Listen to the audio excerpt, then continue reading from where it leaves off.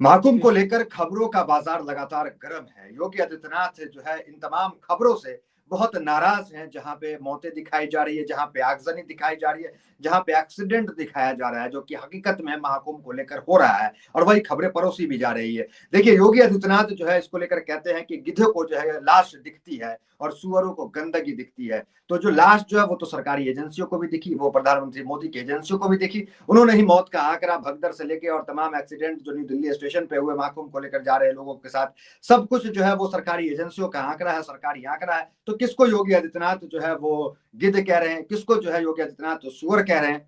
हमारे साथ बातचीत करने के लिए सुप्रीम कोर्ट के वरिष्ठ वकील महमूद पराचा हैं। सर, कैसे देख रहे हैं, एक माननीय मुख्यमंत्री है, प्रदेश के सबसे बड़े प्रदेश के मुख्यमंत्री है, वो इस तरह की भाषा का इस्तेमाल कर रहे हैं, गिद्ध और सुअर बता रहे हैं लोगों को। इसमें सीधी सीधी बात है, कुछ हैरानी परेशानी की बात नहीं है अगर इसको सही तरीके से देखा जाएगा। आरएसएस, बीजेपी मनुवादी मानसिकता के लोगों का जीवन में एक ही काम है, एक ही लक्ष्य और ध्येय मकसद है, वो है पैसे कमाना, पैसे चुराना, पैसों की लूट करना, दूसरों के हक अधिकार छीन के सब कुछ अपने घर में भर लेना। इसके अलावा अब इसमें चाहे कुंभ में जाने वाले लोग हों, शेड्यूल कास्ट हो, शेड्यूल ट्राइब हो, मुस्लिम हो, सिख हो, क्रिश्चियन हो, बौद्ध हो, ओबीसी हो, कुछ भी हो, अब कुंभ तो सनातन धर्म का बताते हैं ये लोग कि सनातन धर्म का सबसे बड़ा पर्व है। उसमें भी पैसे चुराने का काम नहीं छोड़ा। 7,500 करोड़ रुपए या उससे भी ज्यादा पैसे चुराने के लिए सारी बद इंतजामी की है, वरना इतने पैसे में तो आराम से कोई भी काम हो जाता। यह है बुनियादी बात। अब इसके बाद दूसरी बुनियादी बात पे आते हैं। योगी आदित्यनाथ जी ने सुअर और गिद्ध तो बता दिया, लेकिन गंदगी कौन लाया? सुअर तो जब ही जाएंगे ना गंदगी आएगी। गंदगी कौन लाया, वो है बुनियादी बात। गलती गंदगी लाने वाले की है, एनजीटी की नहीं है। और आप इसको ऐसा क्यों समझ रहे हैं कि वो लोगों को कह रहे हैं ऐसा? वो एनजीटी को बोल रहे हैं सुअर और मोदी जी को बोल रहे हैं गिद्ध, क्योंकि एनजीटी ने गंदगी के बारे में बताया और मोदी जी और उनके सरकारी अधिकारियों ने बताया ये लाशों की गिनती के बारे में। तो अब अगर वो अपने आपस में ही पैसे के लिए लड़ाई लड़ रहे हैं तो हमें कोई परेशानी होनी नहीं चाहिए। लेकिन बुनियादी गलती इसमें योगी जी की है, क्योंकि गंदगी भी उन्हीं की वजह से क्रिएट हुई और जो लाशें भी आई वो भी उन्हीं की गलती से आई। अब गिद्ध और सुअर तो आएंगे ही जब गंदगी और लाशें होंगी। तो ये किसको कह रहे हैं, पैसे का क्या खेल है? ये तो महाकुंभ है, आस्था का पर्व है, इसमें पैसा कहाँ आ गया है? पैसे की क्या लड़ाई नहीं, है? वो तो उन लोगों के लिए है ना जो लोग अपनी आस्था के लिए जा रहे हैं। योगी जी ने तो 7,500 करोड़ रुपए तो ऑफिशियली, और मोदी जी ने भी बहुत सारे पैसे ऑफिशियली बता रखे हैं कि इतना पैसा खर्च हो रहा है। अब वो पैसा अगर लगा दिया जाता तो ये ना सुअरों की जरूरत पड़ती, ना उनको मौका मिलता आने का, ना गिद्धों को मिलता। जो योगी जी की नजर में एनजीटी है सुअर और गिद्ध हैं ये मोदी जी के जो जितने भी अधिकारी हैं या मोदी जी स्वयं, क्योंकि इनकी आपस में भी तो लड़ाई चल रही है ना। आप ये देखें तो कोई भी एक दूसरे के खिलाफ भी बोलने से चूक नहीं रहा है, ये बुनियादी बात है। लेकिन 7,500 करोड़ का तो ऑफिशियल बजट बता रहे हैं ना योगी जी सिर्फ। 7,500 करोड़ में तो इतना बढ़िया इंतजाम हो जाता। अगर उसके एक 10वां हिस्सा भी खर्च हो जाता, 700 करोड़ ही खर्च हो जाते, तो एक भी व्यक्ति को परेशानी नहीं होती। 20-20 किलोमीटर तक पैदल नहीं चलने पड़ता, ट्रेनों में इतनी भगदड़ नहीं मचती।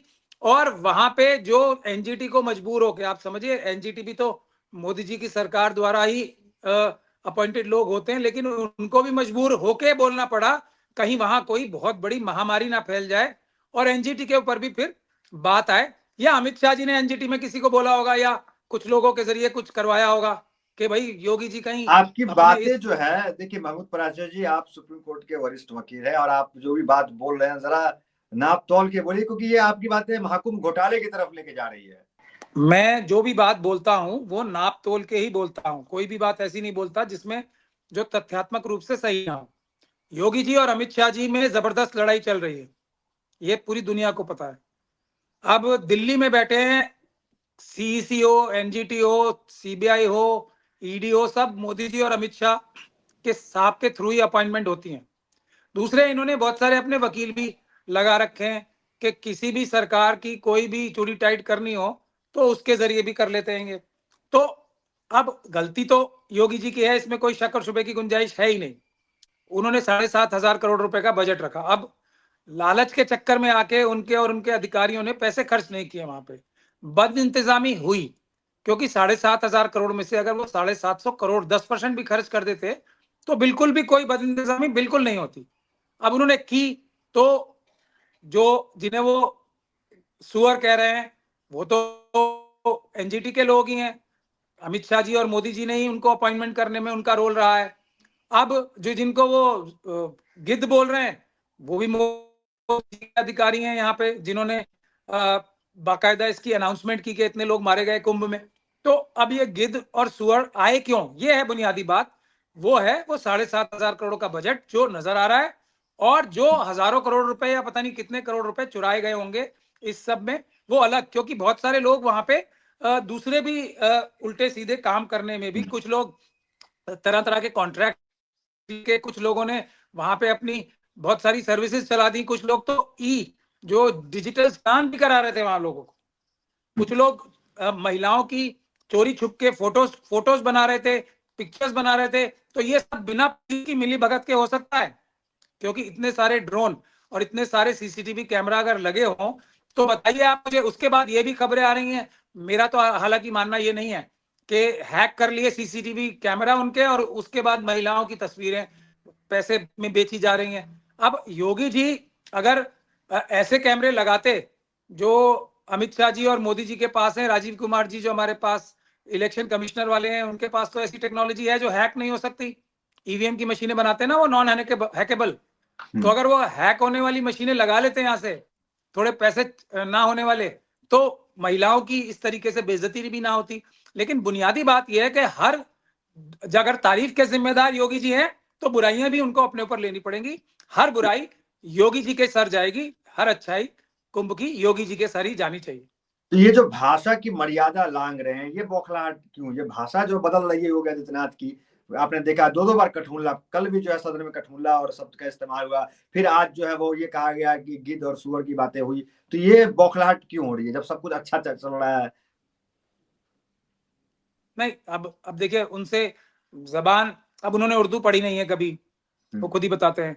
तो उर्दू जो पढ़ लेता है उसकी जबान अपने आप ठीक हो जाती है, ऐसा मेरा मानना है। अब उर्दू उन्होंने पढ़ी नहीं है, ना उनकी पढ़ने की इच्छा है, तो जबान तो वैसी रहेगी जैसी उन्होंने सीखी है।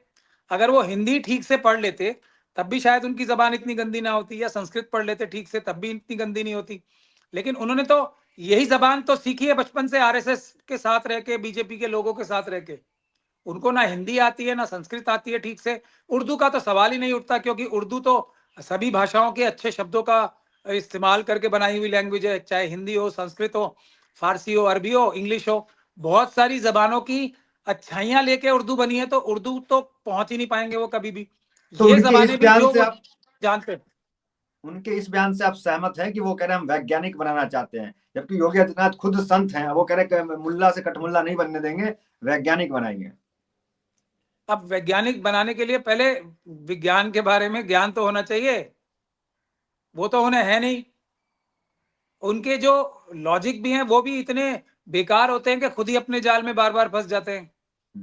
अब मैंने अभी आपसे बताया ना, गलती अगर किसी को भी वो सुअर कह रहे हैं या गिद्ध कह रहे हैं, तो गलती सुअर और गिद्धों की है, या उन लोगों की है जिन्होंने गंदगी फैलाई, उन लोगों की है जिन्होंने लोगों को मरवाया अपनी लापरवाही से या जानबूझ के। ये तो इन्वेस्टिगेशन होगी तो पता लगेगा ना। अभी तक एक एफआईआर तक नहीं हुई है। जो कमेटी बनाई है वो तो लीपापोती करने के लिए लग रही है ना बनाई हुई, कुछ अभी तक नहीं किया। कुंभ तो खत्म होने को आ गया, अब आज 26 तारीख है, उस कमेटी ने कुछ किया ही नहीं, क्योंकि वो सिर्फ लीपापोती करने के लिए, लाशों को छुपाने के लिए। तो क्या कमेटी भी एक गिद्ध है? क्योंकि कमेटी को तो नजर आ रही है ना सारी लाशें। तो कमेटी को गिद्ध कह रहे हैं कि अपने ही जाल में खुद फंस जाते हैं ना, क्योंकि इनको कोई लॉजिक तो आता नहीं है किसी चीज का भी, ना इनके पास दिमाग है ज्यादा। सिर्फ अब एक माहौल चला हुआ है तो उसका माहौल का इस्तेमाल करके भाई को भाई से लड़ाने का, बहन को बहन से लड़ाओ और सबका पैसा लूट के ले जाओ, यही इनका काम है और कोई काम नहीं है। किसी भी और नजर से आप देखेंगे। देखिए, आपसे एक कानूनी सवाल, क्योंकि कानून के जानकार हैं आप, कानून सबके लिए बराबर है, हमें भी पता है, आपको भी पता है। आपने देखा होगा साउथ के एक एक्टर हैं, एक वो जाते हैं सिनेमा हॉल में, वहां भगदड़ मचती है, तो वहां रेवंत रेड्डी सरकार ने, कांग्रेस सरकार उनको गिरफ्तार कर लेती है, कहती कानून सबके लिए बराबर है। तो इतना बड़ा भगदड़ जो है वो यहाँ पे महाकुंभ में हुआ, तो क्या इसकी जिम्मेदारी कौन और गिरफ्तारी किसकी होगी इसमें? क्योंकि देखिए, वो सिनेमा हॉल गए थे, वहां एक भगदड़ में एक मौत हुई थी, उनकी गिरफ्तारी हुई, जेल गए वो, साउथ के एक्टर। अभी अभी रिसेंटली, वो तो आप फिल्म की भगदड़ बता रहे हैं, ये अभी एक हाथरस में ही एक किसी धर्म गुरु के ऊपर भी एफआईआर दर्ज हुई है, वहां पे भगदड़ हुई थी, कुछ लोग मरे थे, यूपी में ही हुई, क्या नहीं हुई एफआईआर?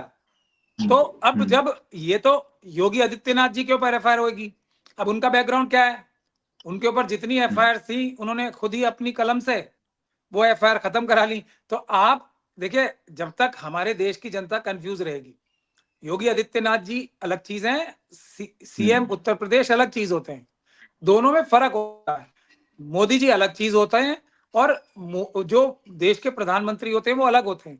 मोदी जी अगर देश के प्रधानमंत्री जी की तरह अपना कोई कार्रवाई करेंगे तो वो प्रधानमंत्री होते हैं, अगर कोई वो गैर कानूनी काम करेंगे तो वो प्रधानमंत्री की हैसियत से नहीं होता है। देखिए, अब मैं आपको कानूनी बात ही बताऊं तो धारा 174 है सीआरपीसी की, पुराने वाला जो सीआरपीसी था, उसमें अगर कोई भी दुर्घटनावश या अननेचुरल डेथ हो जाती है, कोई भी, तो उसमें तुरंत मैजिस्ट्रेट की इंक्वायरी होती है। वो इंक्वायरी नहीं की, जो नया बीएनएसएस आया है ना,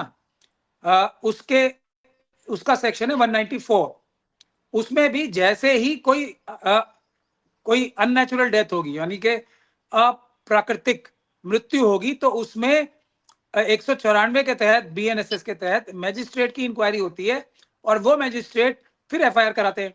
इसमें देखिए, नेचुरल डेथ तो हुई नहीं है, तो नेचुरल डेथ अगर नहीं हुई है तो इसका मतलब एक एफआईआर होनी है। अब भगदड़ किसने की या नहीं की, इसके लिए इन्वेस्टिगेशन करने के लिए एफआईआर तो होनी जरूरी है, और एफआईआर में जो प्रबंधन कमेटी है उसके नाम से आएगा। प्रबंधन कमेटी के जो बॉस हैं, सुपर बॉस, वो योगी जी हैं, उनका नाम तो आना ही आना है ना। जैसे वो तो फिल्म एक्टर थे, अब देखिए, उन्होंने तो वहां सिनेमा हॉल में इंतजाम भी नहीं किया था जाके खुद, सही है, लेकिन हुआ तो उनके ऊपर भी एफआईआर दर्ज हुई। अब वो एफआईआर में बरी हो जाएंगे या क्या होगा, वो तो कानून और अदालत बताएगी ना, लेकिन एफआईआर तो होनी चाहिए योगी जी के खिलाफ। आपने बिल्कुल सही बात उठाई है, लेकिन मैंने इसीलिए धाराओं सहित आपको बता दी। ये कम से कम ये जो culpable homicide not amounting to murder का केस तो होना ही चाहिए, और अगर सबूत ऐसे आते हैं कि साजिश करके किसी ने इंतजाम कम किए थे, पैसे चुराने की वजह से ये मृत्यु हुई है, तो उसमें फिर वो मर्डर, क्योंकि नॉलेज भी आ जाएगी कि अगर क्या हम कह रहे इतने हैं, कम मर्डर का इंतजाम केस चलना करेंगे। चाहिए, आप ये कह रहे हैं? अगर देखिए, वो पहले तो culpable homicide not amounting to murder, जो ये होता है ना कि गैर इरादतन हत्या का केस दर्ज होना चाहिए, वो तो होना ही चाहिए। इसमें तो बिल्कुल गैर कानूनी हो रहा है जो हत्या का केस अभी तक दर्ज ही नहीं हुआ। तो पहली बात तो ये, दूसरी बात, अगर इन्वेस्टिगेशन फिर शुरू करती है पुलिस या इन्वेस्टिगेटिंग एजेंसी, वो इन्वेस्टिगेटिंग एजेंसी फिर ये देखेगी कि क्या किसी ने ऐसे हालात पैदा किए, इंतजाम कम किए पैसे चुराने की वजह से, कि उसको जानकारी या नॉलेज हो गई कि भाई इतने कम इंतजाम इतने सारे लोगों के लिए हम कर रहे हैं पैसे चुराने की वजह से, तो मृत्यु होना हो भी सकती है, इसकी बहुत ज्यादा पॉसिबिलिटी है। तब वो 302 मर्डर का ही केस होता है, क्योंकि मर्डर के लिए 3-4 चीजें होती हैं, एक तो इरादा होना चाहिए या नॉलेज, जानकारी होनी चाहिए कि ये जो मैं काम कर रहा हूं उससे मृत्यु भी हो सकती है किसी की, तो 302 ही लगती है पुरानी वाली। और अब नई जो है, नई धाराओं में भी मर्डर का ही केस बनेगा, अगर इन्वेस्टिगेशन में ये बात आती है कि इंतजाम कम होने की वजह से भगदड़ हुई और उसके बाद लोगों की मृत्यु हुई उसी भगदड़ की वजह से। ये है तो कानूनी कानून पोजीशन। अगर सही काम करे, बराबर काम करे, बराबर लागू हो, तो योगी आदित्यनाथ की मुश्किलें बढ़ सकती है महाकुंभ को लेकर के। बिल्कुल 100% बढ़ सकती हैं, क्योंकि इंतजामात का क्रेडिट वो खुद ही ले रहे हैं ना कि मैंने कराया, मैंने कराया। आप अगर देखेंगे तो वो कमेटी क्रेडिट के तो हेड खुद भी ले है। रहा है ना कि सबसे ज्यादा सबसे बड़ा। तो जब क्रेडिट ले रहे हैं तो इंतजाम उन्होंने किए, अब इंतजाम उन्होंने किए, इंतजाम कम थे तो उन्हें ये जानकारी भी होगी कि इतने कम इंतजाम जो हम कर रहे हैं उससे भगदड़ भी होगी, उससे लोग भी मरेंगे, ये उनको जानकारी थी, तो ये पूरा का पूरा मर्डर का केस बन सकता है। चलिए, बहुत शुक्रिया महमूद पराचा जी, बहुत बहुत धन्यवाद हमसे बातचीत करने के लिए। बहुत शुक्रिया मुझसे बात करने।